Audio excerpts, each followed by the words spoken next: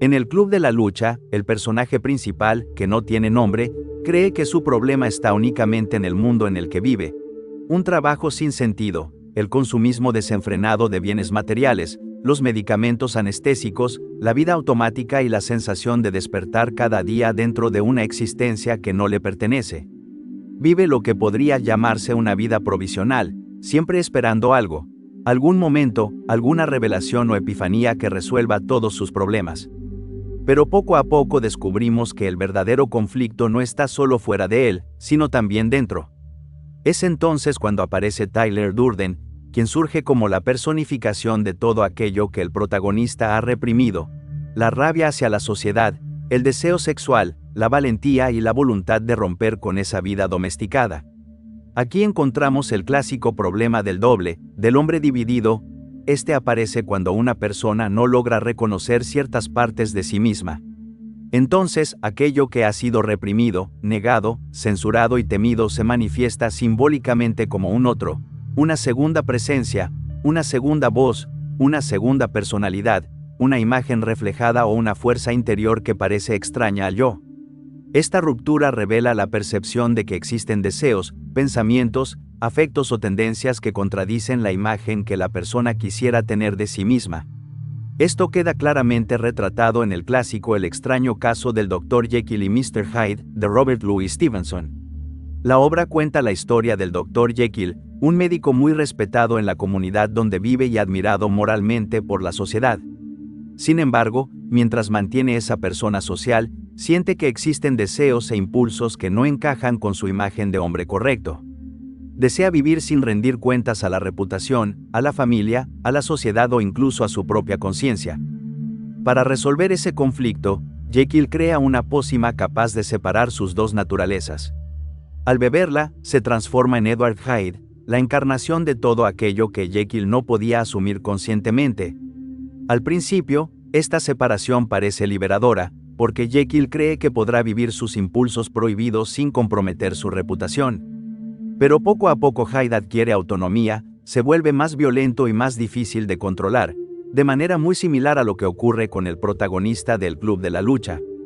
El doble gana fuerza cuando no reconocemos que existe un lado oscuro dentro de nuestra propia personalidad.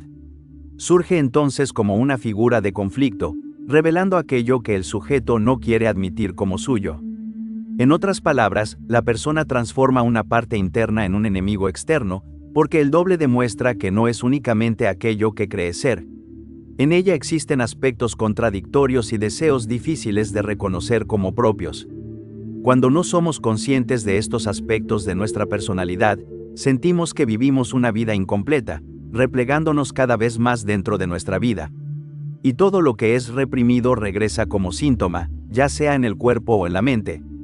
Sin embargo, el punto aquí no es la libertad irrestricta para satisfacer todos los deseos reprimidos. Si eso ocurriera, terminaríamos provocando nuestra propia destrucción. La cuestión es comprender que no somos uno ni dos, somos muchos, y con frecuencia también somos contradictorios. Eso es precisamente lo que Harry Haller, el protagonista de la novela El lobo estepario, de Hermann Hesse, tardó más de 50 años en comprender. Harry Haller, como toda persona sensible, quería ser amado en su totalidad, y precisamente por eso, no podía ocultar ni traicionar al lobo que habitaba en él ante aquellas personas cuyo amor más valoraba. Había otros, sin embargo, que amaban justamente al lobo, al ser libre, salvaje, indómito, peligroso y fuerte. Y esos se sentían profundamente decepcionados cuando el salvaje se transformaba en hombre y mostraba deseos de bondad y refinamiento, cuando disfrutaba escuchar a Mozart, leer poesía o cultivar ideales humanos. De este modo, el lobo estepario proyectaba su naturaleza dual y conflictiva tanto sobre sí mismo como sobre quienes lo rodeaban. Harry Haller es presentado como alguien que posee dos naturalezas, la de un hombre y la de un lobo. Como hombre, se muestra intelectual, amante de las obras de Goethe, de la música de Mozart y de la tradición espiritual europea. Desprecia aquello que es consumido por los estratos más bajos de la sociedad, pero también desprecia a la burguesía, que interpreta de manera distinta a los autores y obras que él admira, y guarda resentimiento hacia quienes no comparten sus opiniones. Es entonces cuando aparece la naturaleza del lobo. Si Harry como hombre tenía un pensamiento noble, experimentaba una emoción elevada o realizaba alguna de las llamadas buenas acciones, el lobo que habitaba en su interior mostraba los dientes y se reía de él con amarga ironía. A los ojos de la bestia, toda aquella nobleza era una representación ridícula. El lobo mostraba los dientes ante los demás cuando sentía odio y enemistad hacia los seres humanos y sus costumbres falsas y decadentes. Eso era lo que ocurría con el lobo estepario, y no es difícil imaginar que Harry no llevara una vida especialmente agradable ni feliz. Sin embargo, eso no significa que su infelicidad fuera extraordinaria, pues el autor lo llama un genio del sufrimiento, porque desarrolló una especie de talento para sufrir, pensaba demasiado, analizaba demasiado y juzgaba demasiado. Como consecuencia, al rumiar constantemente sus pensamientos, estos terminaron convirtiéndose en resentimiento hacia el mundo. Harry percibe con gran claridad las contradicciones de la realidad, pero esa claridad no le proporciona serenidad, al contrario, lo empuja hacia un aislamiento cada vez más profundo. Por eso el narrador afirma que la raíz de su sufrimiento no era exactamente el desprecio por el mundo, sino el desprecio que sentía por sí mismo. Muchas veces una persona cree odiar la sociedad, la mediocridad o la superficialidad de los demás, cuando en un nivel más profundo está proyectando sobre el mundo una guerra que ocurre dentro de ella. Harry desprecia el mundo burgués, pero también desprecia en sí mismo el deseo de estabilidad y reconocimiento social. Desprecia la vulgaridad, pero teme su propia capacidad de desear cosas simples. Desprecia al hombre común, pero sufre porque es incapaz de participar de esa misma vida común. Harry está angustiado precisamente por esa contradicción. En ese sentido, tiene mucho en común con el hombre del subsuelo de Fyodor Dostoyevsky. Ambos creen vivir en un estado de hiperconciencia que los vuelve únicos, pero existen muchos habitantes del subsuelo, y todos son iguales. El lobo estepario, al igual que el hombre del subsuelo, siente cierta vanidad por su propia condición. Sin embargo, no quiere renunciar a esa vanidad, pues su orgullo le impide mezclarse con las personas comunes, por así decirlo.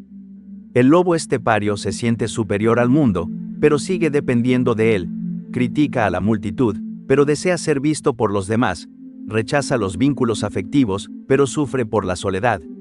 Condena la vida ordinaria, pero en secreto envidia a quienes pueden vivirla con naturalidad.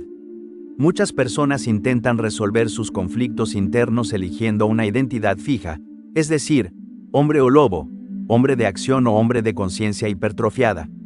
Algunos intentan ser siempre racionales, otros siempre productivos, otros siempre rígidamente controlados. Pero también hay quienes intentan ser siempre libres, siempre intensos y siempre impulsivos. El problema es que, como escribe Jung, el alma no funciona bien cuando se la obliga a encajar en una única imagen en oposición a otra. La vida psíquica exige un diálogo entre los opuestos, exige que la persona reconozca sus contradicciones sin transformarlas inmediatamente en culpa o en orgullo. Si durante gran parte de tu vida te has dedicado exclusivamente al ámbito intelectual, a los estudios o a la vida académica, por ejemplo, y has descuidado tu cuerpo, tus relaciones sociales o tu vida amorosa, esas dimensiones olvidadas terminarán regresando en forma de síntomas para advertirte que algo necesita ser atendido. Una frase muy conocida de Carl Jung dice: la neurosis es el sufrimiento que todavía no encuentra un sentido.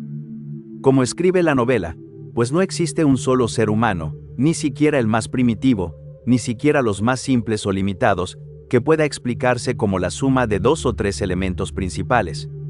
Explicar a un hombre tan complejo como Harry mediante la ingenua división entre lobo y hombre sería un intento infantil. Su vida, como la vida de cualquier ser humano, no oscila simplemente entre dos polos, como el cuerpo y el espíritu, el santo y el libertino, sino entre muchas posibilidades. Uno de los mayores errores de Harry Haller fue creer que se había comprendido a sí mismo cuando se definió como mitad lobo y mitad hombre.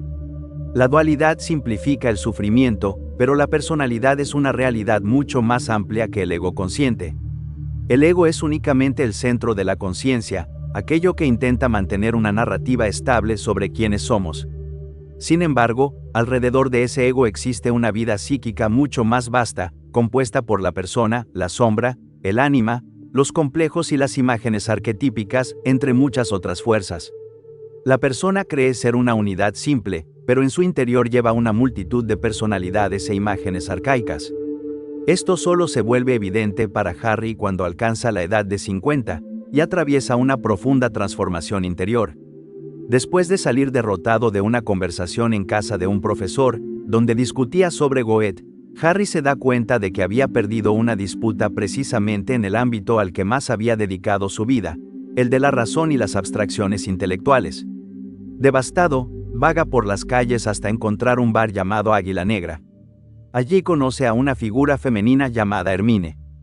Hermine percibe de inmediato el estado psíquico de Harry, porque representa la vida en su totalidad, los sentimientos, la sensibilidad y una especie de acogida maternal.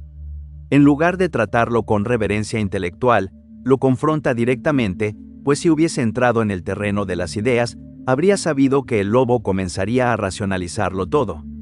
El lobo estepario, atrapado hasta entonces en el orgullo de su sufrimiento, se encuentra con alguien que no se deja impresionar por su propia tragedia. Hermine encarna ese momento en el que una persona se sitúa al borde entre la desesperación y la posibilidad de una transformación. Funciona como una especie de guía del inconsciente, una figura semejante al ánima de la psicología analítica de Jung. Es aquello que nos empuja y nos confronta con síntomas físicos y psíquicos para que podamos reconocer las partes de nosotros mismos que hemos abandonado en favor de otras. En un momento de la conversación entre Harry y Hermine, ella le dice algo que lo toca profundamente y, en ese momento, Harry exclama: ¿acaso lo sabes todo, Hermine? Todo es exactamente como dices, y, sin embargo, eres tan diferente de mí, eres mi contrario. Tienes todo lo que a mí me falta. El lobo estepario, que hasta entonces había estado orientado hacia el logos, hacia la racionalidad, entra en contacto con el eros, con la vida misma. Harry desprecia la experiencia sensorial porque la considera inferior al espíritu, pero es Hermine quien vuelve a introducirlo en ella. Le enseña a bailar, le ordena comprar un gramófono y aprender algunos pasos para asistir a un baile. Le muestra que necesita aprender a obedecer algo que no sea su propia razón amarga. El lobo estepario está acostumbrado a juzgarlo e interpretarlo todo, pero Hermine lo coloca en la posición de aprendiz. Y eso, naturalmente, hiere su orgullo, aunque sea precisamente lo que necesita. Harry debe dejar de ser alguien que analiza la vida para convertirse en alguien que participa de ella. Hermine le dice: no olvides lo que me dijiste, que debía mandarte y que para ti sería una alegría obedecer mis órdenes. No lo olvides, y escucha bien una cosa, mi pequeño Harry, así como existe algo en mí que corresponde a ti y despierta tu confianza, también existe algo en ti que corresponde a mí. Hermine aparece como una prolongación de la propia vida de Harry Haller, y poco a poco, le va revelando el mundo de la sociabilidad y de la existencia cotidiana. Es una segunda madre para el lobo estepario, una figura que lo educa interiormente en la sensibilidad de la vida. Durante una noche en la que Hermine lleva al lobo estepario a bailar en un hotel, lo obliga a bailar con una joven llamada María. Más tarde, cuando regresa a casa, la encuentra acostada en su cama. Sin embargo, todo ha sido organizado por Hermine como parte del proceso mediante el cual Harry debe reencontrarse con la vida sensorial. María representa precisamente el deseo carnal del que el lobo estepario se había alejado por resentimiento. Incluso su nombre posee un simbolismo simultáneamente sagrado y profano. Representa la tensión de los opuestos que todos debemos aprender a soportar dentro de nosotros mismos. Hermine, sin embargo, no puede entregarse directamente al lobo estepario, porque se niega a unirse a él de manera inmediata. Esta separación es importante porque, si asumimos que Hermine es el ánima del lobo estepario, entonces él necesita aprender a diferenciar las imágenes de lo femenino de las mujeres que encuentra en su vida.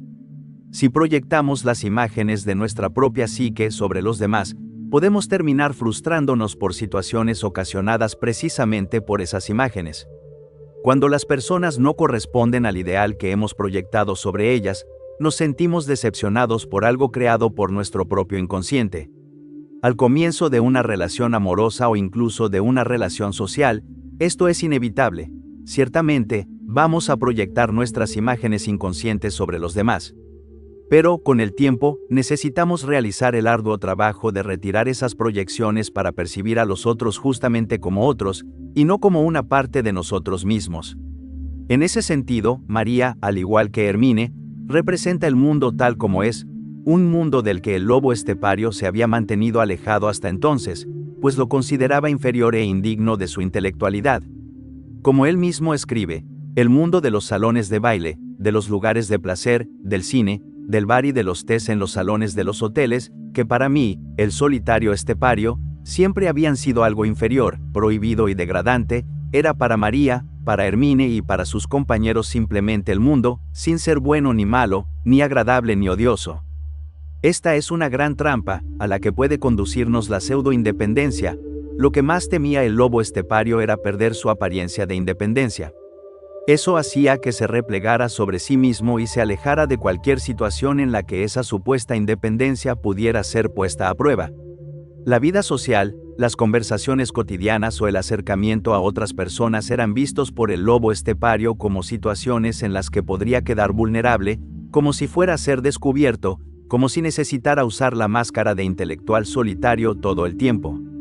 Si se acercaba a los demás y comenzaba a conversar sobre gustos más populares, su personaje de intelectual se derrumbaría y su independencia sería puesta a prueba, pues las relaciones humanas exigen que las personas hablen de sí mismas con los demás. El lobo estepario tenía miedo de hablar de sí mismo porque pensaba que los otros lo verían como una farsa. Pero la cuestión es que uno no deja de ser intelectual por participar en conversaciones cotidianas, romper el hielo o tener gustos populares. Eso es fetichismo intelectual. Ni siquiera Schopenhauer, el filósofo conocido por su pesimismo, se aisló de la vida cotidiana. Durante sus noches de baile, el lobo estepario conoce a Pablo, un saxofonista de orquesta. Pablo es todo aquello que Harry Haller desearía ser, ya que mientras Harry es un intelectual estancado, Pablo posee una gran sabiduría práctica, sabe desenvolverse en los ambientes sociales con ligereza, pero sin perder la integridad. Para una conciencia rígida como la del lobo estepario, esto parece aterrador. Sin embargo, muchas veces la psique necesita precisamente este tipo de figura para romper un orden interno que ha vuelto estancada a la conciencia. Hermine, María y Pablo son, por lo tanto, la multiplicidad de Harry y Haller. Ellos anuncian que Harry no es dos cosas, sino muchas. Hermine llega incluso, en cierto momento de la narración, a formular la teoría de que el cuerpo y el alma eran originalmente una sola cosa, hasta que fueron separados por el intelecto, que ella identifica con la serpiente del paraíso y, por lo tanto, con el demonio, una de las tesis favoritas del lobo estepario. María, por su parte, representa únicamente el aspecto físico y accesible de Hermine. Esta última se niega a unirse plenamente con Harry, y en cambio, parece aceptar que él ponga fin a su existencia simbólica una vez haya completado su proceso de transformación. Pablo, en cambio, es su versión masculina, aquello que le gustaría ser. Todos estos personajes terminarán encontrándose en el teatro mágico, una especie de eufemismo para el uso de drogas. El teatro mágico no es un lugar físico dentro de la novela, pero tampoco es simplemente un lugar del inconsciente. Es una representación de la psique en su totalidad. En la entrada del teatro hay una inscripción que dice que el acceso a su interior está reservado únicamente para los locos. Es decir, Harry necesitaba abandonar la lógica rígida del ego racional para poder entrar. Entonces entra en el teatro mágico creyendo que es un hombre dividido entre el espíritu y la animalidad, pero descubre que el alma es múltiple, contradictoria, simbólica y mucho más vasta de lo que el ego puede controlar.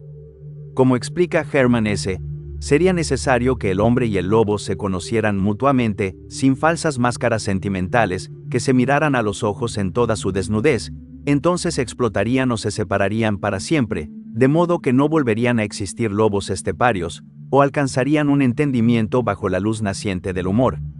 El lobo no necesita matar al hombre, ni el hombre necesita domesticar completamente al lobo. Ambos pueden integrarse dentro de una estructura más amplia, y esa estructura más amplia es el sí mismo.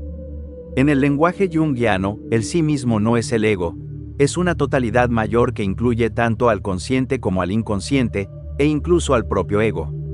Y cuando nos acercamos al sí mismo, descubrimos que la vida interior es mucho más grande que nuestras propias opiniones acerca de quiénes somos.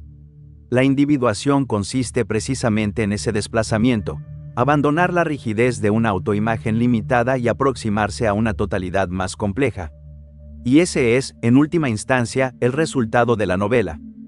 Hermann Hesse muestra que el sufrimiento no desaparece por completo cuando llegamos a conocernos a nosotros mismos. El verdadero autoconocimiento muchas veces incrementa inicialmente el malestar, porque nos obliga a contemplar aquello que antes permanecía oculto dentro de nosotros. Sin embargo, este encuentro con nuestra propia realidad es un paso necesario para dejar de vivir en conflicto con quienes somos y comenzar a reconciliarnos con nuestra propia existencia. De lo contrario, corremos el riesgo de convertirnos en aquello que Hermann Hesse describió en El lobo estepario cuando escribió: había aprendido casi todo lo que una persona sensata puede aprender, y era bastante reflexivo. Sin embargo, lo que no había aprendido era esto: a estar contento consigo mismo y con su propia vida.